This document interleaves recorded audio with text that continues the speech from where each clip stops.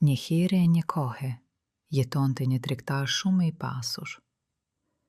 Pasuria e tij ishte aq jashtëzakonisht e madhe, sa i mund të shtronte lehtësisht një rrugë të terre me monedha argjendive xuluese, madje do t'i mbeteshin edhe për një sokak të gjere. Megjithatë, ai nuk e bente ket, sepse e dinte shkëlqyeshen vlerën e vërtetet e parave dhe dinte t'i ruante pasuritë. Por koha është e pamëshirshme. Tregtari i vjetër vdiq, dhe e gjithë pasuria e tij e madhe kaloi plotësisht te i vetmi djale. Ari ishte aq i shumte, sa dukej sikur vete djeli kishte vendosur të fshihej në bodrumet e shtëpisë së vjetër tregtare. Se nduket e me dhenj, pothuajse plaseshin nga argjendi dhe guret e cmuar, ndërsa trashëgimtari i ri ishte çuditësisht i gexuar dhe pafundësisht i shkujdesur. Ky gjalosh i bukur nuk ishte njohur kurrë në jetën e tij punën e rënde, dhe tani e perceptonte këtë bollek vetëm si një festë të madhe e të pafundme. Pasi mori trashëgimin e madhe, gjali vendosi të jetonte shumë i gexuar dhe të mos ia ndalonte vetes absolutisht asgjë.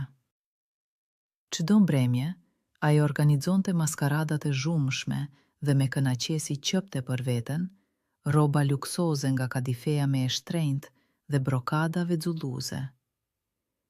Gjali i donte aq shumë argjetimet sa bente baluna letre nga kartemonedhate e medha dhe me të qeshura hiqte monedhat e rënda arinë e lume, duke hedhur në uje petullave xulluese. Paratë rrjedhnin në pergishtat e tij si uje, por ai qështe, duke menduar se ky burim nuk do të shterte kurrë. Rreth tij menjëherë u mblodhën një shumicë e madhe miq të rinj. Ata hanin e pinin me oreks të madh në kurisë të tij, lavderonin pa pushim bujarisë e tij të pabesueshme dhe betoheshin me lajka për miqesit e përjetshme. Ndërsa heroi ynë naiv ishte absolutisht i lumtur, duke becuar sinqerisht se i gjithë ky bote e madhe e donte vërtet. Por absolutisht s'do para ka vetinë e pëndryshueshme të mbaroje shpejt, sidomos nëse vetëm shpenzohet pa menduar. Një ditë të bukur, gjali futi dorën pa kujdes në çepin e tij të tele dhe me habi të madhe zbuloi se aty ishte krejtësisht bosh. I pushtuar nga paniku i papritur, ai u sul me shpejtësinë e bodrumet për të kontrolluar se nduket i lisit. Për tmerinë e tij me të tele, ata hapeshin bosh me boshllëk kumbues. Dhe ja, erdhi dita kur lumi i artë u kthie në një perua të tare, duke lënë në fund vetëm 4 gurale bakri. Këto 4 monedhat e mira ishin e gjithë çka kishte mbetur tani nga trashëgjimia dikur e madhe. Gjezimi i shkujdesur u nder pre papritmas. Herojt tonë ju deshte nderonte me hidherim kafanin e tij luksos kadifeje me një robë shambre të vjetër shtëpie, ndërsa çizmet elegante prej safianu t'i nderonte përgjithmone me pantofla të mjerueshme të shkelura. Sa po u zhdukën pa gjurë me parate, bashke me to u avulluan me njëhere edhe të gjithë shokët e tij të shumte. Askush nuk donte ta njihte me. Shokët e dikurshëm tani nguteshin të kthenin kokën gjatë takimeve rastësore në rrugë, duke deklaruar me mendjemadhësi se ki i varfër i mjere nuk ishte me i barabartë me ta. Askush nuk e ftonte në mysafirlëk. Askush nuk donte t'i vinte në ndihme në orën e vështire. Mihte u shpërndan si gjethet e vjeshtës, dhe ai mbeti vetëm i zhveshur si pema në dimër. Gjali rrinte krejtësisht vetëm në dhomën e tij boshe të ftohte, duke kuptuar me hidherim vlerën e vërtetë të miqësisë së blere. Ky ishte kasti i zgjengjimit të tij të thellë. Megjithatë, zemra e re nuk ju nënshtrua dëshpërimit të zi. Pavarësisht mësimit të ashpër të jetës, ai ishte i ri dhe nuk ishte as pak ndërmend të dëshperohej. Midis të gjithë shokëve të tij të shumtë të dikushëm, u gjet vetëm një mik i vertëte, besnik e i vjetër, i cili nuk ja ktheu shpinën në këtë minute kaq të vështire. Kur mesoi për gjendjen e rende të gjalloshit, ai vendosi t'i dërgonte dhuratën e tij modeste. Megjithatë, në pakën e shumë e pritur, nuk ishin as pak monedha tringjeluese apo ushqimi ngrohtë e i shishëm. Në mes të dhomes, bosh u ul rëndshëm një senduk i vjetër, mjaft i konsumuar, i madh druri me boje të cfaqur. Kësaj sendet e rende, siç dukej, krejtësisht të padobishme, i ishte ngjitur me kujdes një shënim i shkurtër, që thoshte vetëm një fjale. Paketo. Sigurisht, miku i mire kishte parasysh që gjali të mblidhte sa më shpejt placat e mbetura dhe të nisej për në vendet e largjeta të kërkonte fatinë e re. Këshilla ishte e mire, por nuk ishte çfarë të paketonte, përveç pikelimit të vet. Gjali lexoi shënimin e shkurtër dhe vetëm buxeqeshej me hidherim. Në shtëpinë e tij dikur luksoze, por tani krejtësisht bosh, nuk ishin mbetur as pak asnjë send për t'i vendosur me kujdes në këtë arkje të pafund. E po, tha ai me gjetëzim vetes, duke veshtruar muret e zhveshura, me që nuk kam absolutisht asgjë për të paketuar. Hajde të paketohem vete. Me këto fjale, ai hapi me vendosme likapakun ngërhites dhe u fut shpejt brenda sendukut e vjetër, njësoj si në një barke druri të sigurt. Ai rrinte në arkën druri në mes të dhomes bosh, si një lodhër e harruar, dhe kjo ishte fundi i rënies së tij, i cili megjithatë doli të ishte një trampoline e shkëlqyer. Duke përkullur gjunjët, djali mendonte qetësisht për fatin e tij të ndryshueshme, duke u ndier jashtëzakonisht budaa, por njëkohësisht cuditësisht ngrohtë e rehat. Duke ndenjur në strehen e tij të rehatshme prej druri, gjali shtipi rastësisht me dorë një suste të fshehur të braves së vjetër. Dhe këtu ndodhi diçka krejtësisht e pabesueshme. Senduku i drurit u drodh papritmas me gjithë trupin e tij të ngathët, sikur një qenie e gjalle e zgjuar nga ngjume e gjate, dhe kapaku i tij rende u mbyll me një kërcitime të mprehte, duke lënë vetëm një carje të vogël shpëtimtare. Në të njëjtin kast, gjali ndjeu një shtitje të fuqishme fizike nga poshte. Stomaku i ra diku poshte, kur dyshemea e madhe druri u ngrit butësisht, por shumë me siguri nga dyshemea me pluhur e dhomes bosh. Derasat e vjetra kelqiten dhe graviteti që e mbante në dysheme, papritmas ju nënshtrua magjisës e lashtet e fluturimit. Ai po ngrihej me shpejtësi lartë. Doli se miku besnik i kishte dërguar jo një renoj të vjetër të padobishme, por një senduk vërtet magjik fluturues. Gjali ngriu, i pushtuar njëkohësisht nga tronditja e plote dhe gëzimi absolutisht i sinqert e feminor. Senduku Magic doli me fishkellimet e forte, drejt e permes o shaku të gjere, dhe u nis drejt qeljet të pakufishëm. Gjali fluturonte me shpejtësi mbi qytetin e lindjes, duke vëzhguar me endje se si njerëzit të nxituar poshte u zhderruan papritmas në milingonat e vogla. Era e ftohtë i fishkellente një kengje të gëdzueshme në veshe, ndërsa rrete e bardha pufoce lundronin madhesisht fare prane, pothuajse duke prekur muret e drurit. Megjithatë, arka e vjetër here pas here kërciste në minjëre kërcenuese. Gjali dëgjonte këto tinguj me zemër të ndalur, duke u frikësuar pak se dyshemeja e vjetër do të binte nga kasti në kast dhe ai do të rrexohej sigur poshte. Por frika tërhiqej shpejt para ndjenjës dëse të lirise. Ai fluturonte hipur mbi varfërinë e tij, e cila doli të kishte krahe, dhe e gjithë bota shtrihej nente si një harte e shpalosur.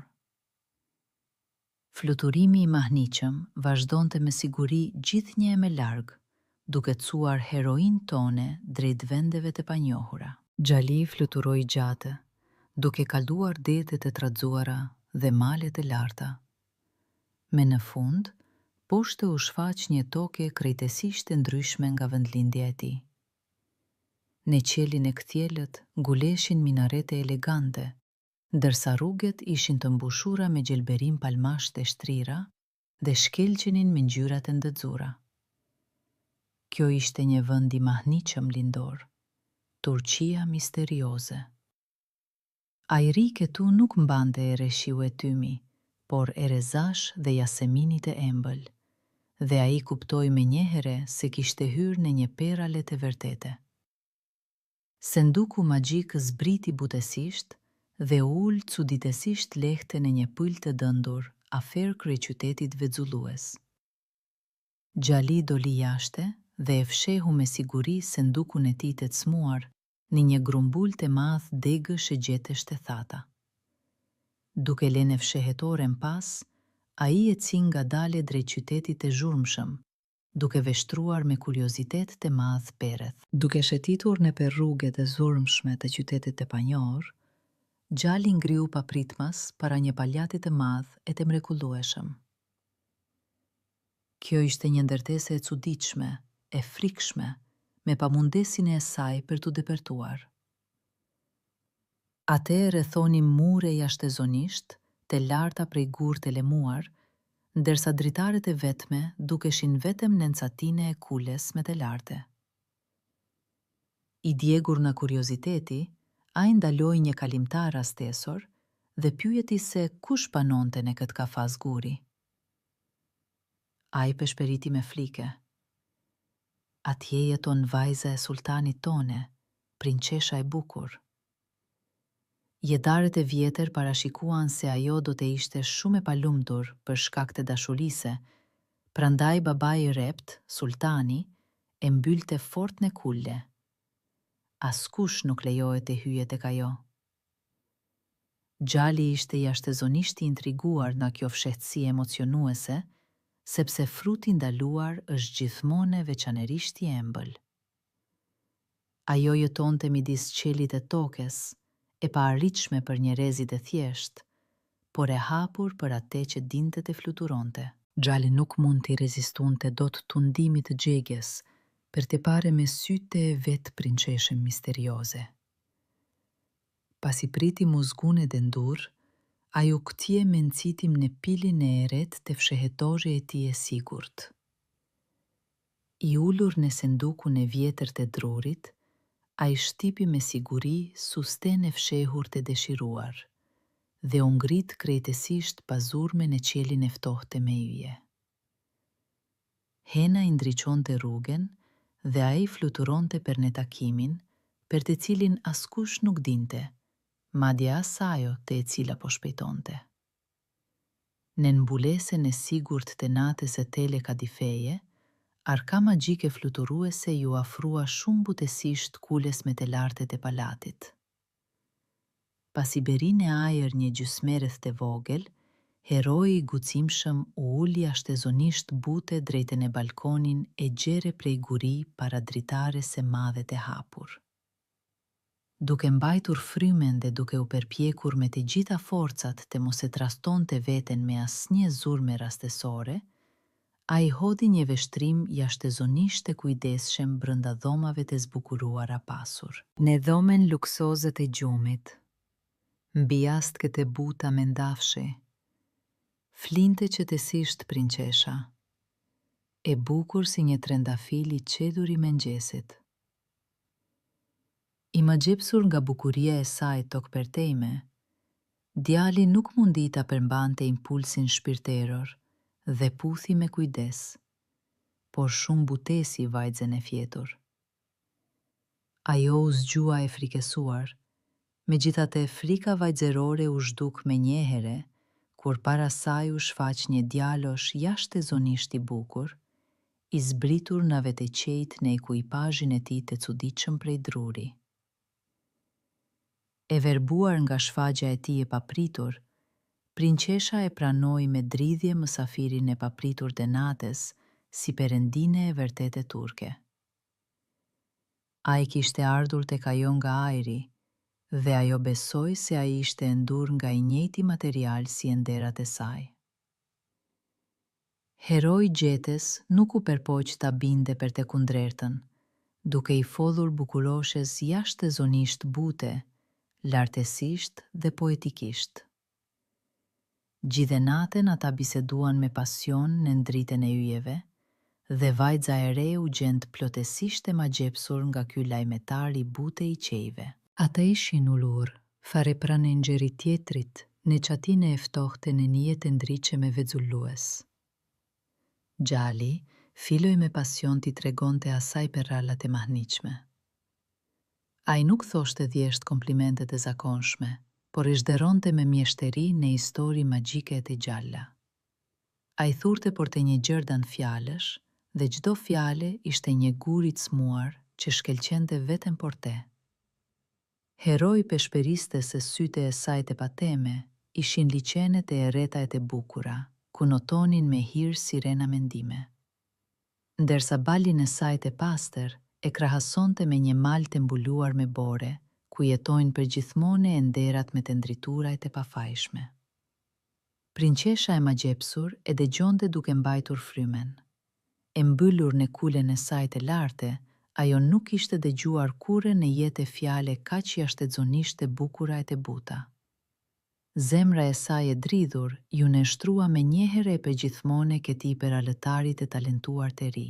E magjepsur nga gjalloshe i bukur, prinçesha peshperiti me butesi se me gjithë zemër dëshironte të martohej me te. Megjithatë, ajo me njëherë paralajmëroi seriozisht të dashurin e saj. Prindërit e mi, sultani i madh dhe sultanesha e repte, janë shumë kërkues. Ata do të lejojnë dasmen e madhe vetëm nëse ti u pëlqen atyre vërtet. Vajza e zgjuar caktoi shpejt takimin vendimtar. Eja tek une në kule të shtunën tjetër në mbrëmje. Babai e nena do të vine tek une për caj. Ata do të jene jashtëzakonisht krenare, ke vendri i tyre i ardhshëm është një perëndie e vërtet e turke. Por ajo vuri një kusht të repte. Ti patjetër duhet t'u tregosh atyre perallën me të mire. Kjo është mënyra e vetme e sigurt për të fituar përgjithmonë zemrat e tyre të ashpra. Rruga drejt zemrës së saj ishte hapur gjere, por rruga drejt dorës së saj kalonte vetëm përmes veshjeve të prindërve. Prinçesha e kujdesshme vendosi t'i jepte të dashurit të saj, të guximshëm disa këshilla shumë të rëndësishme e të vlefshme para provimit të ardhshëm. Nena ime e repte mbi të gjitha në botë do peralat, por osidhenase, të urta e vërtet të larta, paralajmëroi ajo butësisht vendrin. Ndërsa babai im i fuqishëm preferon histori ekskluzivisht të gjezuara e argjetuese, që të mund të qeshësh me gjithë shpirt. Duke dëgjuar këto udhëzime, gjali kuptoi qartë se detyra e vendosur do të ishte mjaft e vështire. Atij i duhej të kompozonte një histori të mahniqme, e cila do të ishte njëkohësisht felësisht e zgjuar dhe jashtëzakonisht e qeshme. Atij i duhej të ecte mbi një vije të hole midis urtësisë e shakase, për të mos rënë në mospëlqim. Duke buzëqeshur, heroi gjetës i premtoi fort prinçeshës së bukur se nuk do të silte as pak në palat as një dhurate tjetër dasme, përveç perales së tij të mrekullueshme. Në ndarje, prinçesha e bukur i ofroi të dashurit të saj një dhurate vërtet të pasur e bujare. Ajo, me një buzëkezhe të bute, i dha një shpatë të mrekullueshme, ke lëfiji se qiles ishte i zbukuruar dendur me monedha ari. Mere kete, tha vajza e kujdesshme qetësisht. Kjo do të duhet patjetër. Për djalinë e varfër, Kjo dhurate e papritur ishte një shpëtim i vërtete, sepse ai nuk ishte serish asnjë grosh në shpirt. I mbushur me mirënjohjet e tele, ai puthi me ndhërim dhe pasion dorën e saj të vogël. Pastaj heroi i guximshëm u ngjit si zakonisht në sendukun e tij magjik dhe u tret pa zhurme në qiellin e natës. Ai po nisej mbrapsht në pyllin e erët, për t'u përgatitur siç duhet për të shtunën e shumë e pritur. Ai fluturonte duke marrë me vete jo vetëm premtimin e dashurisë, por edhe arin, i cili duhej ta ndihmonte të fitonte këtë dashuri. Pasi u ul, me mbaresin e pyll, dhe fsheu me siguri sendukun e tij magjik, gjali u nis me zemër të lehtë drejtën e qytetin e zhurmshëm. Atje, pa asnjë e keqardhje, ai shpenzoi monedhat e artave xulluese nga shpata e dhuruar për të blerë një robë de chambre të re, jashtëzakonisht luksoze. Sepse para sultan, duhej të paraqitej me gjithë shkëlqimin, për të dukur si një perëndie e vërtetë turke. Megjithatë, blerjet e tij kryesore nuk ishin as pak pelurat e shtrenjta. Gjali bleu një sasi të madhe fishekzjaresh të lloj-llojshëm, raketa zhverbuese dhe petardash të forta. Ai kishte vendosur fort të organizonte një spektakël grandioz dhe paharrueshëm për të mahnitur prindërit e të dashures së tij. Heroi ishte absolutisht i gëzuar, krejtësisht i shkujdesur dhe plotësisht i sigurt në suksesin e tij të ardhshëm. Ai sërish shpenzonte arin pa numruar, por tani ai nuk blente miqësi, por zjarre për festën qellore. I kthyer në pillin e qete, gjali u ul mbi myshkun e butë jeshile, dhe me emocion filloi të kompozonte perallën e tij me të rëndësishme. Megjithatë, kjo doli të ishte një detyrë çuditësisht e vështirë e jashtëzakonisht e mundimshme. Ai rrotudhonte me tension në mendje subjektet më të ndryshme, por gjithka e sajuar duke i krejtësisht e gabuar. Sepse atij i duhej të bente pothuajse të pamundurën, t'i kenajte shije të repta të dy sundimtarëve njëkohësisht. Fjalet rrotulloheshin në kokën e tij si blete, por ai kërkonte vetëm ato që mund të qeshnin mbretin dhe të benin mbretëreshën të mendonte. Me vetula të vrenjtura, heroi veshtronte me vëmendje sendet me të zakonshme peret, pemet e vjetra, degezat e thata dhe shkrepset e djegura, duke kërkuar me dëshpërim frymëzimin shpëtimtar për tregimin e shumë e pritur. Dhe ja, ku shpresa kishte filluar tash me të shkrihej në muzgun e dendur, ideja e shkëlqyer me në fund ndriçoi si një vetëtime mendjen e tij të lodhur, duke u bashkuar në një histori perfekte. Deri në të shtunën e shumë pritur, përralla e tij magjike ishte më në fund plotësisht e gatshme.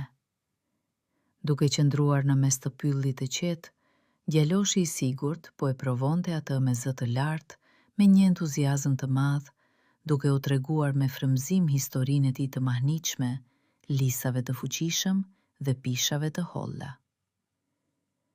Ai mbeti jashtëzakonisht i kënaqur me rezultatin e arritur dhe nuk dyshonte absolutisht se ky tregim i mjeshtërueshëm dhe mendjempreth patjetër do t'u pëlqente prindërve të rept të prinqeshës së bukur. Duke e ndier veten një fitimtar të padiskutueshëm ende pa filluar kjo betejë e rëndësishme fjalësh, heroi ënë i guximshëm veshi ngadalë dhe solemnisht robë të shambrin e tij të ri luksoz, të blerë me monedhat e arta. Pasi krehu me kujdes flokët e tij të pabindur, ai u ul rehat në barin e butë smerald në një pritje të gëzueshme të një mbrëmjeje të mrekullueshme. Historia ishte thurur, veshja ishte gati dhe ai priste perëndimin e diellit, ashtu siç pret një aktor ngritjen e siparit. Më në fund, erdhi mbrëmja e shumë pritur e së shtunës. Djaloshi u ul me siguri në sendukun e tij të vjetër magjik dhe fluturoi butësisht drejt palatit të sultanit që shkëlqente nga dritat. Duke zbritur pa zhurmë në çatinë e shesht prej guri, ai zbriti në dhomat luksoze të prinçeshës. Atje, tashmë po e prisnin me një padurim të madh.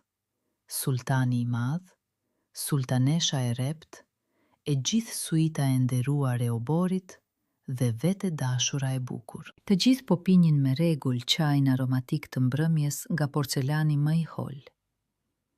Obortarët e shikonin mësafirin e papritur me nderin të sinqert, duke e pranuar pa kushte atë si një qenie të lartë qiellore. Ai hyri në rrethin e dritës dhe pa sytë plot pritje, të gatshëm për ta dëgjuar atë si një profet. Heshtjen e theu sultanesha, e cila kërkoi me madhështi. Na tregoni një përallë të mirë, por vetëm që të ketë një kuptim të thellë. Ndërsa sultani i rënd shtoi menjëherë me gëzim. Dhe që patjetër të mund të qeshim me gjithë shpirt me ta. Djaloshi u përkul pak dhe filloi tregimin e tij të mahnitshëm. Na ishte njëherë një pako e zakonshme me shkrepsës cufuli. Megjithatë, ato vet ishin jashtëzakonisht krenare për prejardhjen e tyre tepër të lartë. Ai u tregoi dëgjuesve të magjepsur se dikur paraardhësi i tyre i madh kishte qenë një pishe madhe e vjetër në një pyll të dendur, ndërsa tani këto shkrepse mburaveqe rrinin me modesti në një raft midis masatit dhe një tenxhereje të vjetër hekuri, por vazhdonin të kujtonin me ëndje rininë e tyre të bukur. Dikur ne ishim një degë mrekullueshme, e gjelbër. Çdo mëngjes ne pinim me hijesh i çaj diamanti nga vesa e freskët dhe laheshim me gëzim në dielin e ngroth. U tregonin ato me mendje madhësi fqinjve të tyre. Ato e konsideronin veten aristokrate të pyllit, megjithse tani ishin shtrirë në një raft të thjeshtë kuzhine. Kjo mburje zbavitse e gjërave të thjeshta i solli menjëherë sultanit një buzëqeshje të mirë. Së shpejti në këtë bisedë zbavitse në kuzhinë, u futën gjallërisht dhe sende të tjera. Tenxherja e vjetër e nxirr filloi të ankohej me zë të lartë për fatin e saj të rënd. Mua çdo ditë më vën pa mëshirë në zjarr, më gërryen dhe më fërkojnë derisa të shkëlqej. Por ama jam i vetmi në të gjithë shtëpinë që sjell rregullisht lajme të freskëta direkt nga sheshi i tregut, shtoi ai me krenari, duke pasur parasysh ushqimin e shijshëm. Menjëherë një rase drurie zhumshme nisi kujtime të gjata për rininë e saj të bukur në pyll. Por shkrepset arrogante të skuvurit, as që donin ta dëgjonin, duke vazhduar të mbureshin pa pushim për shkëlqimin e tyre të verbër të brendshëm, kështu në raftin e ngushtë u ndez një debat serioz se kush prej tyre ishte më fisniku dhe më i rëndësishmi. Kjo grindje e gëzueshme gjante çuditërisht me një satirë të mprethtë të shoqërisë njerëzore. Secili në këtë raft e konsideronte veten qendrën e universit, qoftë kjo një tenxhere balte apo një lugë druri. Papritur në këtë bisedë të zhumshme, ndërhyri një masat hekuri i vjetër, mjaft i konsumuar, tek i cili dita ditës nxirrnin vazhdimisht shkëndija të nxehta.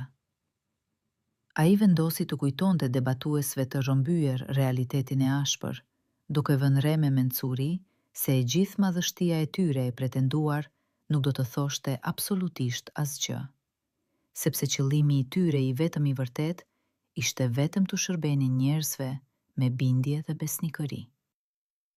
Shkrepset arrogante të skuvurit menjëherë fërshëlyen të indinjuara, të gatshme të shpërthenin në një tiradë të zemruar për paraardhësit e tyre fisnik. Por paprit mas dera e rënd e kuzhinës u hap me një kërcitje të mpreth, dhe në prag u shfaq një shërbëtore e rept. Në atë moment, të gjitha sendet feleshuma ngrin të friksuara dhe u zhytën në një heshtje absolute. Vari. Vajza u afroa me siguri te rafti dhe mori shkrepset mburaveqe për të ndezur një zjarr të nxehtë në furr.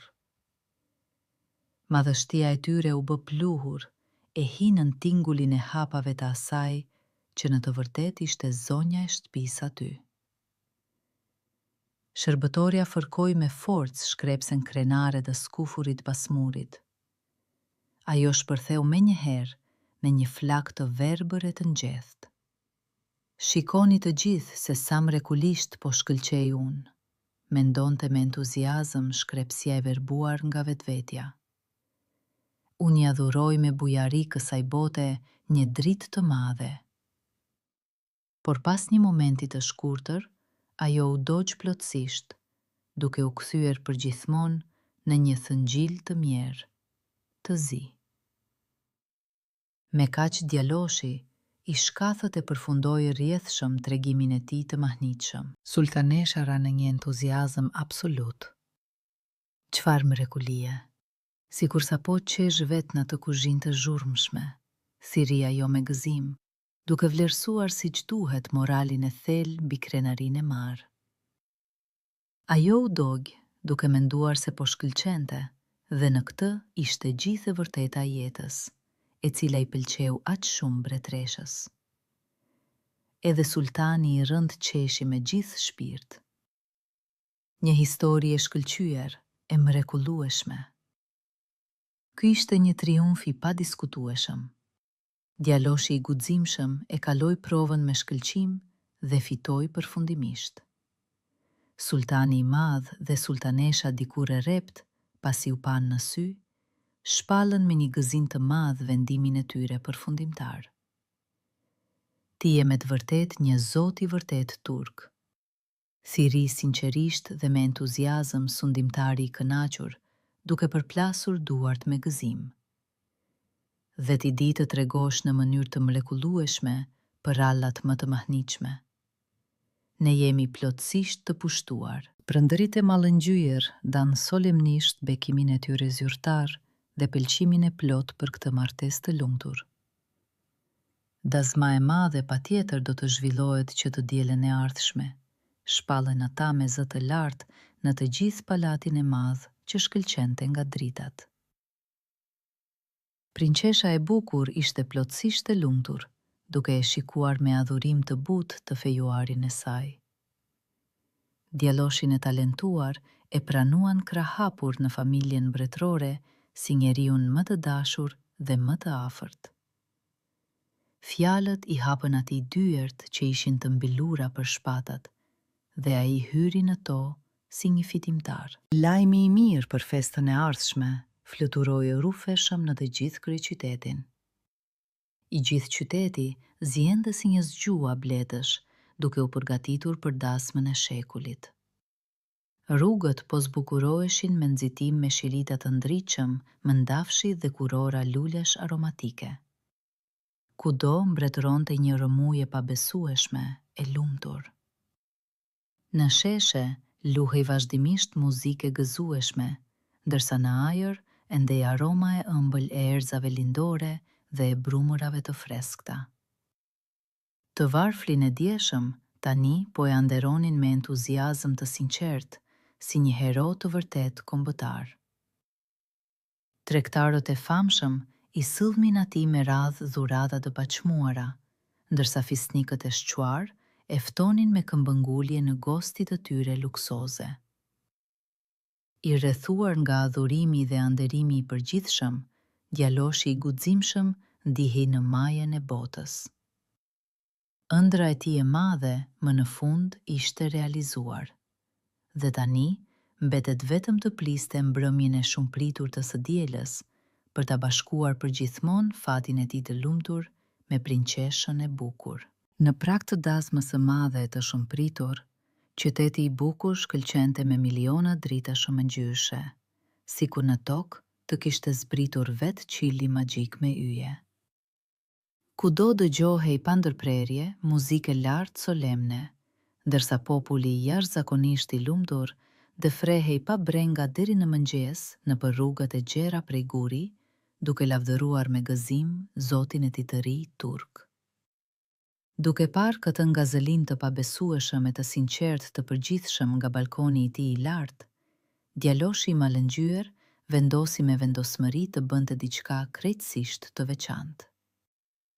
Ai patjetër duhej t'i falenderonte me bujari këta njerëz të mirë dhe ta mahniste edhe më fort nusen e tij të dashur me një spektakël madhështor. Dhe atëherë, heroi i guximshëm kujtoi me një buzëqeshje dinake ato rezerva të mëdha fishekzjarësh të mrekullueshme, të cilat ishin blerë me maturi prej tij në tregun e zhurmshëm. Ai donte t'u dhuronte atyre një qiell plot zjarr, në mënyrë që gëzimi i tyre të shihej edhe nga yjet. Në mbulesën e natës së thellë, djaloshi jashtëzakonisht i lumtur u fut me siguri në sendukun e tij të vjetër magjik dhe u ngrit me shpejtësi në lartësitë e pafundme.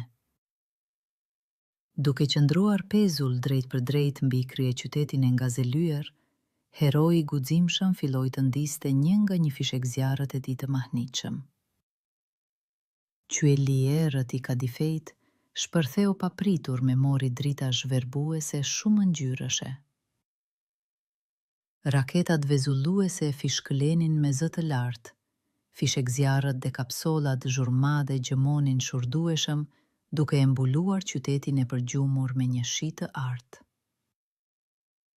Kjo ishte një pamje krejtësisht e pabesueshme, magjike dhe magjepsëse. I gjithë qyteti që mbante frymën, ngriti kokat lart një zëri dhe rënkoi me admirim.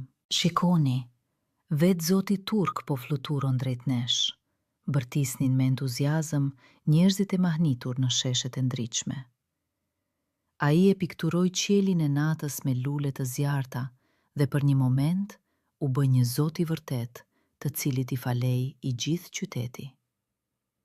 I rrethuar nga një det i furishëm drite, heroi ynë ndihej me të vërtet i plotfuqishëm dhe absolutisht i lumtur, duke festuar triumfin e tij. Kur dritat e fundit të ndritshme u shuan me fërshëlim në qielin e errët të kadifejt, djaloshi i lumtur e drejtoi sendukun e tij besnik përsëri në pyllin e qetë dhe të errët. Ai u ul butësisht në lëndinën e njohur dhe si zakonisht e mbulloi me kujdes thesarin e tij të paçmuar me një grumbull të madh gjethesh të thata të rëna. Atij i lindi një dëshirë e padurueshme të mësonte sa më shpejt se çfarë po thoshte tani populli i admiruar për triumfin e tij të pabesueshëm qiellor. Plot krenari dhe pritje të ëmbël për dasmën luksoze të së nesërmes, ai u drejtua drejt qytetit me një ecje të lehtë, elastike, duke fshëlyer me gëzim nën hund një marsh fidoreje. Në pyll ishte errësirë dhe qetësi, por në shpirtin e tij ende gjëmonte një fishekzjarr shurdhues festiv. Ai po ecte në tokë, por mendimet e tij ende fluturonin në përre, mes tymit dhe entuziazmit, dhe as që dyshonte se fatkeqësia tashmë qëndronte pas shpinës së tij. Në qytetin e natës, të gjithë po flisnin vetëm për mrekullinë e madhe. Djaloshi i guximshëm ecte ngadalë nëpër rrugët e zhumshme dhe dëgjonte me kënaqësi zërat entuziast të turmës.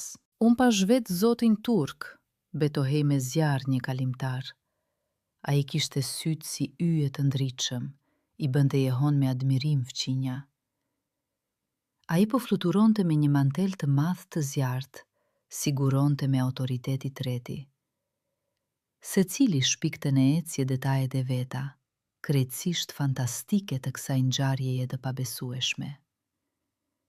Djaloshi dëgjonte në heshtje këto biseda dhe buzëqeshte me gëzim. Ai ishte pamas i lumtur që kishte lënë një përshtypje kaq të paharrueshme te njerëzit. Thashe themet fluturonin më shpejt se era, duke e kthyer fluturimin e tij në një legjend edhe para se ai të arrinte të ulej. Pasi shijoi triumfin e tij të padiskutueshëm, heroi nxitoi përsëri në pyllin e qetë për të marrë sendukun magjik dhe për të fluturuar te nusja. I mbushur me gëzim, djaloshi po kthehi me nxitim në lëndinën e njohur të pyllit. Ai nxitonte me të gjitha forcat, sepse në kullën e lartë e priste tashmë me padurim prinçesha e bukur. Zemra i rrihte me gëzim në kraharor, duke rrahur ritmin e lumturisë së afërt. Pasi ju afrua fshehtores së tij të sigurt, ai zgjati duart si zakonisht dhe hapi me siguri degët e dendurat të shkureve, duke pritur të shihte dërasat e vjetra të drurit. Dhe papritur ngriu, sikur të ishte goditur nga një rufe e padukshme. Buzëqeshja e gëzueshme u zhduk menjëherë nga fytyra e tij. Aty ku jo shumë kohë më parë kishte fshehur me kaq kujdes tesarinë e tij, hapeshin dyert një boshëllok i flikshëm. Në vend të sendukut magjik fluturues, ai pa në barin e lagësht vetëm një njolë të errët e ogurxez. Ai po shkonte drejt së ardhmes së tij, por gjeti vetëm të kaluarën, të kthyer në hi. Gëzimi i madh u zëvendësua papritur nga një moskuptim absolut. Senduku magjik ishte zhdukur pa lënë gjulmë. Mbi tokën e lagës të pyllit ndodhej vetëm një grumbull i mjerë, hiri i hirt dhe flokëza të shtrembruara e të karbonizuara hekuri. Djaloshi i ngrirë nga hidhrimi kuptoi me një tmerr të akullt të vërtetën e tmerrshme. Me sa duket, vetëm një shkëndije vetme e rastësishme nga fishekzjarët e tij madhështor, të cilat ai i hidhte me kaq shkujdesje në qiellin e natës, kishte rënë pa u vënë re direkt brenda arkës së drurit. Senduku i vjetër, plotësisht i thatë, shpërtheu në flak menjëherë dhe u dog në heshtje deri në fund, ndërkohë që pronari i tij i shkujdesur po shëtiste me krenarin nëpër qytetin festiv, i dehur nga triumfi i tij i rem. Realiteti i ashpër ra mbi të me gjithë peshën e vet. Tani ai nuk do të mund të fluturonte kurrë. Një pengesë e pakapërcyeshme e ndau përgjithmonë atë nga prinçesha e bukur, e cila po lëngonte në kullën e lartë e të paarritshme. Nuk do të ketë një dasmë të lumtur e luksoze. Zjarri, i cili duhej ta lavdëronte atë, i shkatërroi krahët e tij, duke e lënë atë në tokë për gjithmonë.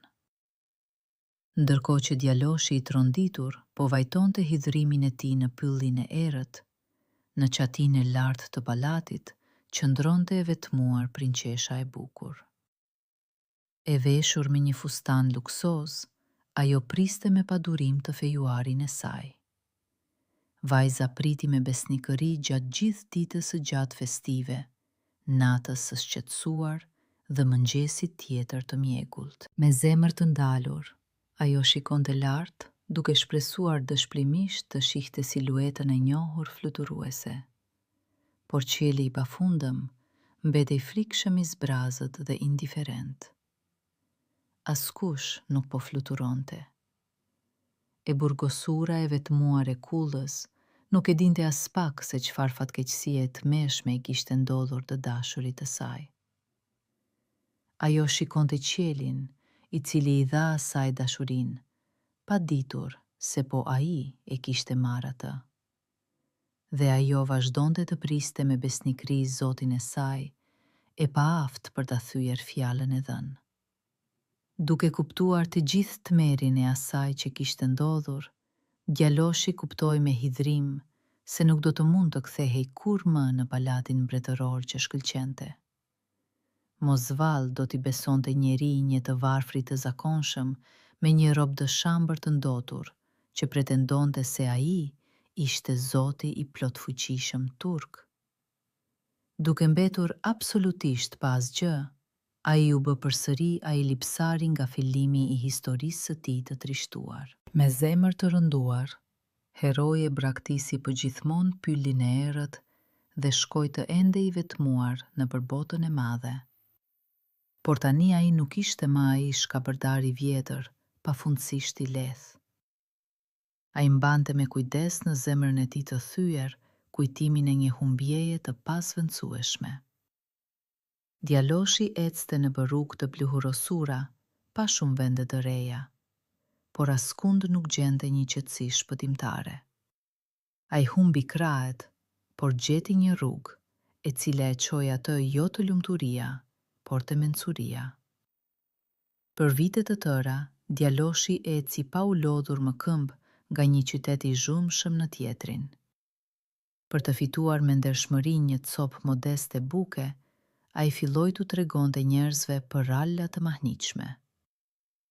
Ai kujtonte me ëndje historinë për shkrepset arrogante të skuvurit, për sendukun magjik fluturues dhe, sigurisht, për prinqeshën e tij të bukur, pafundësisht të vetmuar. Duke u mbledhur në sheshet e ngushta të tregut, njerëzit e thjesht i dëgjonin historitë e tij duke mbajtur frymën. Së shpejti ky udhëtar i varfër u bë një përalltar me të vërtet i famshëm në të gjithë lindjen. Tregjimet e tij të mrekullueshme ishin gjithmonë jashtëzakonisht të bukura dhe të thella. Por në secilën prej tyre tingëllonte vazhdimisht një notë lehtë trishtimi e pakapshme. Ai u dhuronte njerëzve për alla që nuk mundi t'i adhuronte nusesë së tij, dhe në secilën prej tyre jetonte një pjesëzë e zemrës së tij të thyer. Ndërsa shumë e shumë larg, në një qytet të bukur lindor, prinqesha e vetmuar qëndron po ashtu me besnikëri në qatinë e kullës së saj të lartë. Në popull flitet me zë të ulët se ajo ende e pret të fejuarin e saj të pabesueshëm qiellor, duke parë me shpresë në qiellin e pafund blu. Ndërsa përradhat e mencura të djaloshit të pjekur vazhdojnë të jetojnë, duke u përcjell me kujdes gojë më gojë nëpër të gjithë botën. Por asnjëra nga këto histori të reja nuk ishte kur aq vërtet e gëzueshme dhe pafundësisht e shkujdesur si ajo e para, për shkrepset mburaveqe të skuvurit, të cilën ai e tregoi me frymëzim në atë të vetme mbrëmje të lumtur. Dhe ndërsa ajo pret dhe ai tregon, historia e tyre vazhdon të jetojë, duke na kujtuar se lumturia është e tyeshme, si druri i thatë, dhe përralla është e përjetshme, si qielli mbi kokë. Fund.